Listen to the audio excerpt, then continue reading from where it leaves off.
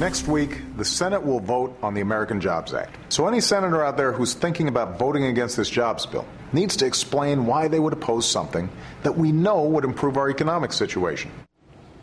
The president asked for it, and he got it. The American Jobs Act will face its first procedural vote in the Senate tomorrow night, and Republicans are not happy about it.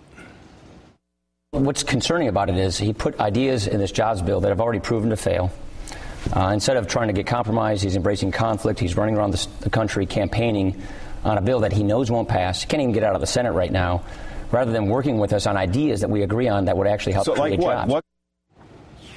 Joining me now, Washington Post columnist and MSNBC analyst Ezra Klein. Thanks for joining me tonight, Ezra. Good evening. Ezra, what is the state of play in the Senate? Are we going to get to a vote? What's happening? We'll get to a vote. We're not going to get much beyond a vote. As you know, as you mentioned, this is a procedural vote. The idea is to vote to see if we can have a vote to see if we can break a filibuster vote on cloture. And the Republicans are going to filibuster the bill. That seems pretty clear. And then we're sort of basically where we are now. And it'll take 60 votes for Harry Reid to proceed. He can't win this stage with 51. We've been to this party before. It's rough for the Democrats. But the president has tried to put pressure on the Republicans. The Senate Democrats have tried to put an additional pressure on the Republicans by paying for this bill simply by isolating incomes over $1 million, getting rid of that grab bag of tax proposals that the president had in the bill.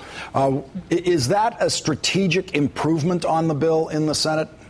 It's certainly a strategic improvement for the bill when Democratic senators want to campaign on it in the coming year. One thing I think is actually important about the Republicans' tax strategy, where they say no to sort of everything that comes down the pike, is that in the long run, this is what you're going to end up seeing. You're going to see Democrats reverting to the crudest, most popular, most aggressive types of tax policy. So a very straightforward raise on essentially marginal rates for rich people, as opposed to, which is what President Obama suggested in the bill, flattening out some deductions, cleaning out the code. If you talk to Republican economists, they would much prefer the latter strategy.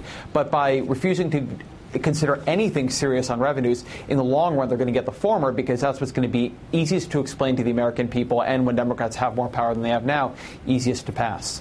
Ezra, let's listen to what Mitt Romney had to say this weekend about stimulus, which is essentially one of the things this bill hopes to be. Mr. President, we remember your last stimulus, the one you promised would hold unemployment below 8%. It ended up costing over $250,000 for every job you said it created or saved. $250,000 a job. At the rate you're handing out government money, every American will end up having to pay your millionaire's tax. Ezra, is that a preview of what we're going to hear on the Senate floor tomorrow? You'll hear a lot of that. So he's referring to an old graph by Christina Romer and Jared Bernstein that said, as he says, that if you had the stimulus, it wouldn't go above 8%. They forecast that, back in December of 2008 was when they were doing that work, and we just thought the recession was not going to be this bad.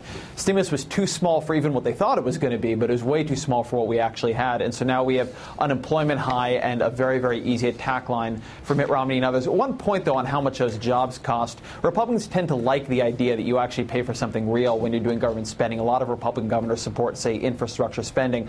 But when you have to build a bridge, you have to pay for concrete, you have to pay for steel, you have to pay for trucks to move around. So it's not that you can just divide by the amount of dollars you spend and see how much your jobs cost. If we just want to give every American $50,000, we could do it and they could buy things. The stimulus was attempting to do things that were a little bit more worthwhile than that, or at least seemed to be to folks in the political system. So it costs more money, and we also got bridges. And Ezra, we're out of time, but we have to at some point discuss this whole economic forecasting thing about the stimulus. It's a little bit like physicians working on a cancer case saying, I think if we try this treatment in 4 or 5 months, the patient might be better. And sometimes the patient is better and sometimes the patient isn't better. Right. And, it's not some pure science. They made a mistake, I think, politically, Christina Romer, in getting caught on that 8% prediction, which they shouldn't have gone public with.